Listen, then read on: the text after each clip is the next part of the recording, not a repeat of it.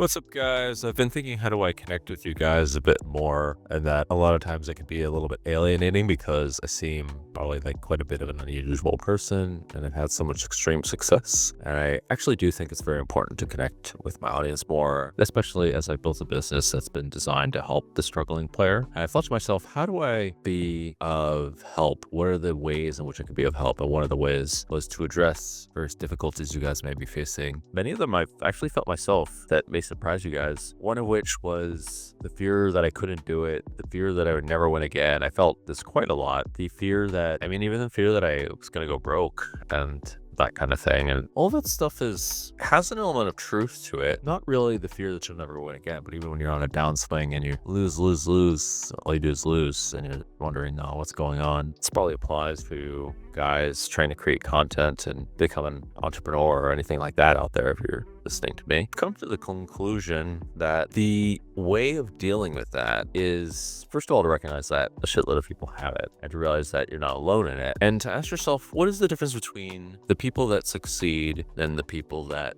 fail or that don't succeed? And the actual answer is, Alex Hormozi's talked about it. The real answer is, it's you basically just accept it and push through until you stop feeling those things anymore. And that these doubts are actually what are in the way toward your route to success. And this is one of these psychological barriers that you have to overcome. These doubts are just there. Oftentimes they're irrational. They're just representations of fears that you just happen to be thinking. And you have to think to yourself, well, if I buy into these fears, I become delusionally irrational, but also the choice to be in the moment and just accept things for how they are. But I could even be delusionally positive. There is such a thing, or at least accept that there's realities that are positive that you can choose that seem not real. You can say almost delusionally positive, maybe a better way of looking at it. But if you're going to choose between the two of delusionally irrational and just delusionally positive, rather pick that. And the reality is that there's a lot of different routes towards success that are a little invisible and that the margin is way wider and the chances of truly being finished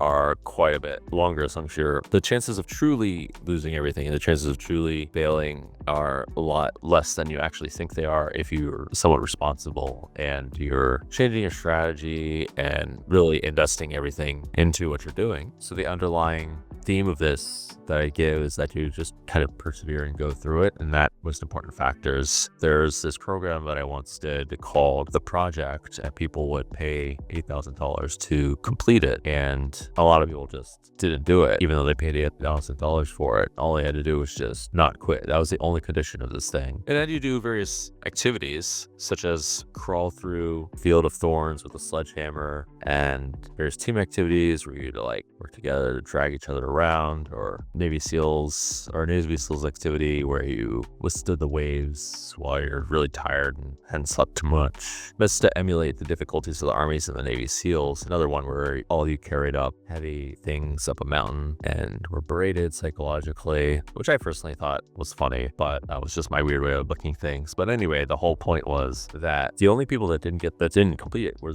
just the ones that gave up. It wasn't that they lacked something. That was the only condition. They still didn't do it. So you separate yourself by quite a few people by not giving up. One of the biggest determinants towards success is not giving up. And this is actually true for pretty much everything, even in fields where you don't expect it. There are way more routes to success than their peers. I've heard stories of people who seem to have no chance of succeeding in acting and the arts, dating, things of all kinds, as long as they kept through things and persevered. And usually things weren't as bad as what they looked.